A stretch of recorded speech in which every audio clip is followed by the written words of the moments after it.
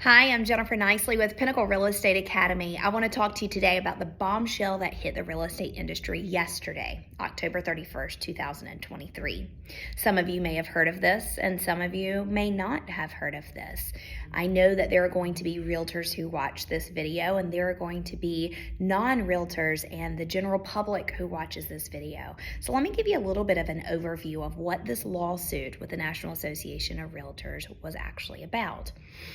See, in the past, the way we have always had commissions paid is that we negotiated between buyers and negotiated between sellers. Now, that is with the agent individually.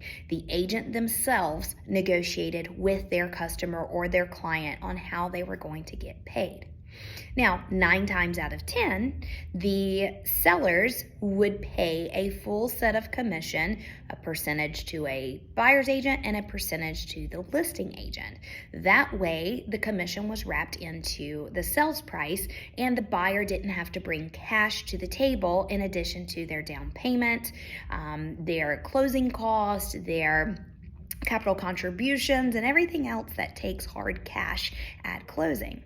Now, this was always done more along the lines of consideration for the buyers because of the cash concept and needing to wrap it into a loan. And so it's kind of become a standard practice where sellers have paid both sides of the commission. Now, what has been said in the past, which is not correct, but what has been said in the past is to the buyers, oh, don't worry about the commission, seller always pays me. Well, that's inaccurate because reality is the buyer's also paying them because it's wrapped into the sales price. If the seller didn't have to pay that, sales price might not be what it was.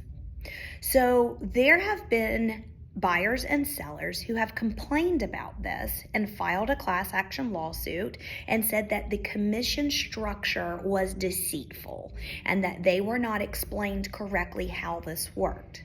Now, I will tell you as a realtor, in my past and my practice and the way it has worked in my local area was this was not intentionally to be deceitful.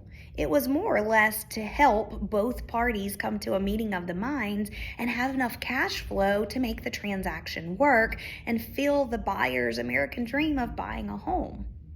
So I will say it wasn't deceitful on purpose, but now we have this class action lawsuit. And yesterday, October 31st, 2023, NAR lost that lawsuit and was found guilty of commissions and how that was structured. Now, what does that mean for all of us? Watch the next video for part 2, and we'll talk about how that affects us.